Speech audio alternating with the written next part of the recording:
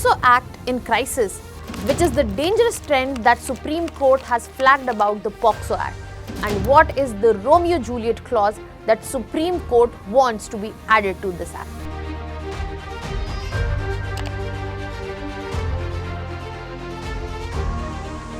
POCSO Act was enacted to protect children from sexual abuse. But what happens that the protection turns into punishment itself for adolescents? Hello everyone, welcome to Vajram and Ravi's Flash News. My name is Shubhangi Singh, and today we are going to understand a very important thing that has been highlighted by Supreme Court, that the child protection should not be turning into punishment for adolescents. And they have also highlighted the Romeo-Juliet clause that should be added to the original POCSO Act in the upcoming amendments.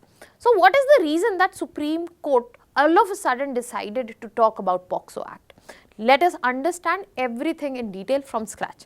So when we are talking about Supreme Court has asked the government to consider the Romeo-Juliet clause in the POCSO Act so that the adolescent relationships can be protected and the people are not punished for the same. Now let us understand how this came into conversation. So basically the Uttar Pradesh government had appealed to the Supreme Court against a verdict that was given by the Allahabad High Court. Now Allahabad High Court had given the bail to the particular person and Uttar Pradesh government appealed against it. Now in this context, this whole case was about POCSO Act. As per the High Court findings, there were certain inconsistencies with the age, and there were also a statement by the victim which highlighted that it was a consensual relationship. Now in this context, Supreme Court clarified that we are not going to interfere in the bail plea, but at the same time, they went ahead and directed that the age determination should be done properly based on Section 94 of the Juvenile Act 2015. That means priority should be given to the documents, be it the school metric certificates or the birth records, or if not, then only the medical test will happen. In this very context, without hurting the bail plea or commenting upon it, Supreme Court also talked about that Romeo-Juliet clause should be brought in. Now, what exactly is Romeo-Juliet clause? What exactly is POCSO Act? Let us try to understand one by one, starting with the POCSO Act itself. Now, POCSO Act was enacted in 2012. Now, this act was a child-centric to protect them from sexual abuse, and it has a very strict and stringent law against any sort of sexual abuse, exploitation or trafficking that takes place. Now, based on this act, the absolute age of consent is 18 years. All sexual activity with minors is criminalized. That means if somebody is less than 18 years, that means a child, any sort of sexual abuse, exploitation, trafficking, then there will be stringent laws that would be punishing the particular person. Now, because of this very act, what we have seen in recent times that there have been multiple judicial flags, especially on the misuse, where we have seen teenagers in consensual relationships where they have consented each other, but families go ahead and use the POCSO Act and penalize in order to get removed the socially disapproved relationship that exists. Now, this is something that Supreme Court came to notice, and they have highlighted that in this very judgment that this misuse needs to be tackled, because what it is doing, it is taking away the important years of the adolescent boys and girls from their life and who are unnecessarily being framed in this particular scenario because the families do not want to approve of the relationships. Now let us try to understand in detail that what exactly Supreme Court has highlighted. So in Supreme Court, a divisional bench, that means we had two judges usually commonly seen in Supreme Court and High Courts. But if we have more than 3 judges, it is known as a full bench. If we have more than 5 or 5 more judges, then it is known as a constitutional bench. So a divisional bench which included Justice Sanjay Karol and Justice N. Koteshwar Singh, They made this key observation. Then when we are talking about POCSO Act, it has been increasingly used by families in order to oppose the teenage relationships, which is wrong. And because of that, what has been observed is that young men usually have to suffer because of the trials that are taking place, despite they were in a voluntary relationship. Another thing that has been observed is that the girl's age is usually misreported so as to ensure that the punishment is given as per POCSO Act. So if the girl's age is 19, it is shown as 17, so that the stringent law of POCSO comes into the frame and the punishment is accordingly. And all of this happening even after the relationship that was there was consensual. The relationship that has been from both ends, and it has been voluntary. Now in this context, Supreme Court has given the warning that the misuse of POCSO Act is not right. When we are talking about protecting children from sexual abuse, at the same time we are not supporting punishment to the teenagers, and the whole intent of POCSO Act was very noble, but this is basically harming justice. What is being done? It is harming justice, it is not helping it. In this very context, they have asked to bring in the Romeo-Juliet clause to address this. This is the problem. Solution has also been suggested by Supreme Court as the Romeo-Juliet clause. Now let us understand that what exactly is Romeo-Juliet clause. So court has gone ahead and asked the union government that they should amend the POCSO Act and bring in another clause.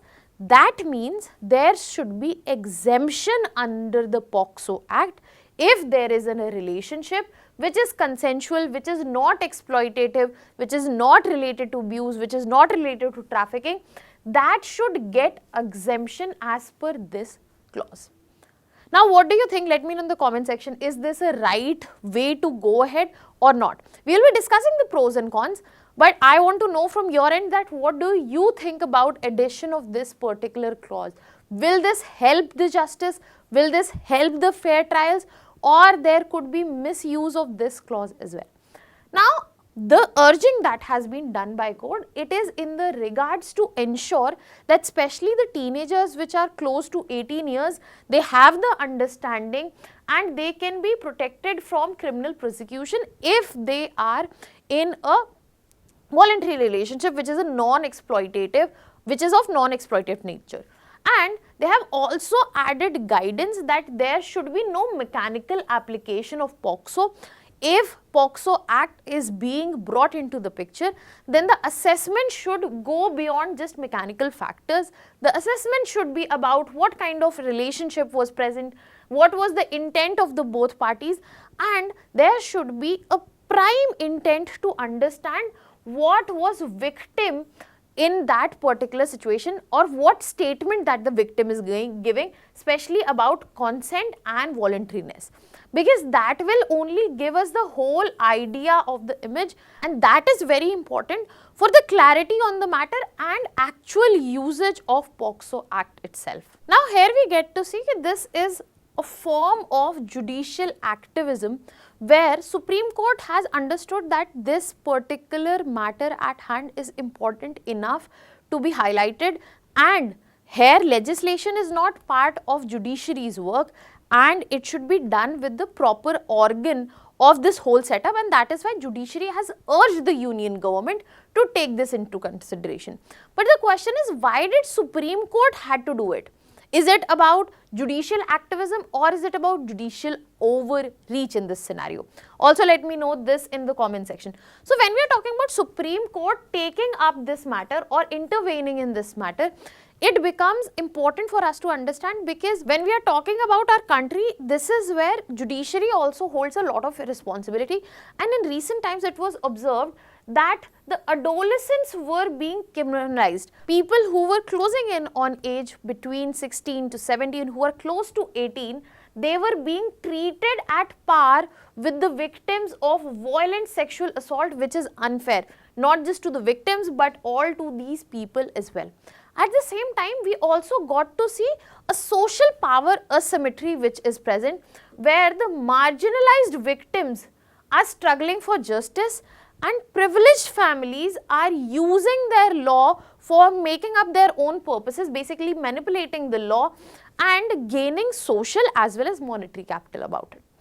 Other than that, we have also got to see in this context that this was pointing towards judicial as well as prison crisis.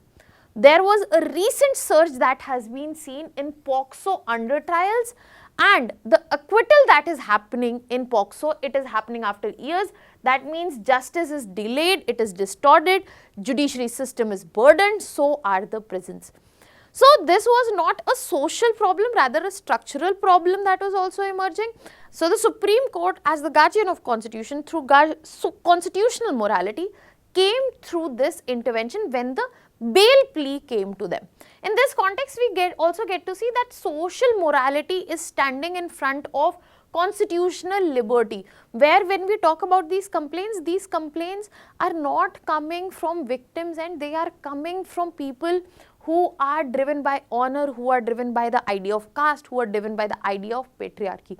So this social morality is something that is driving this, and that is why all of this needed to be addressed.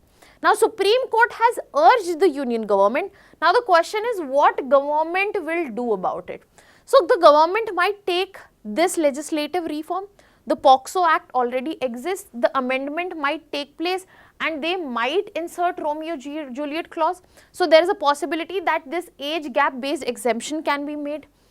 There can be also an executive action. That means the police and prosecutorial guidelines that have been shared by Supreme Court, that will also be taken in consideration. That might also bring in a proper assessment.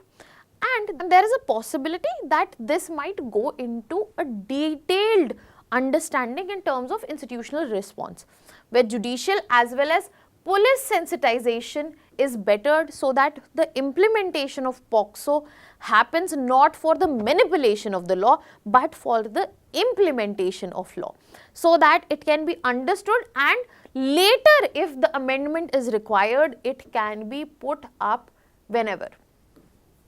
It can be put up in the picture. Now, we are discussing all of this in this particular context because this is directly related to our constitutional and legal safeguards. When we are talking about fundamental rights, when we are looking at the arbitrary and selective usage of POCSO Act, it violates equality and our fundamental right of equality before law. Article 21, which talks about life and personal liberty, right to life and personal liberty. This unfair trial of adolescent kids who are in consensual relationship, that is unfair to them. Article 19, which talks about freedoms of association of any kind, that has a direct impact in this situation. And not just only fundamental rights, but DPSP, where child protection is being equivalent to criminalizing the adolescents. That is not the scenario. We cannot take it in the equal spirit, where Article 39F talks about that youth and children are ensured by the state that they have given the freedom and dignity to grow for development. This is somewhere where we are directly seeing it violated. And all of this basically calls for a rights-sensitive, right-based interpretation of child protection as well as the POCSO law, which is already in place. And this is very important as of now, the addressal, be it through any way that we have discussed or something innovative that comes from the government, because as of now what we are seeing that the emphasis or the actual impact of POCSO is being diluted. It is important that we bring in this change so as to ensure that the patriarchal control which has been existing through society and now it is coming via law, that is addressed, and it is also required so as to reduce the burden on the judiciary, so as to reduce the burden on the prisons, so as to ensure that there is no more judicial or reduced judicial backlogging. So here we get to see a classic case study from Supreme Court's end, where we are moving from moral policing towards constitutional morality, and also where law is made for one purpose and it is being used for another, and Supreme Court is making a just statement, a just judgment, where it is making sure that the intent of the law is fulfilled and not distorted and manipulated. On this note, I'll be leaving you here with a practice question. You can put down your answers in the comment section. The answer of yesterday's question here is A. That was all from my side. Thank you so much.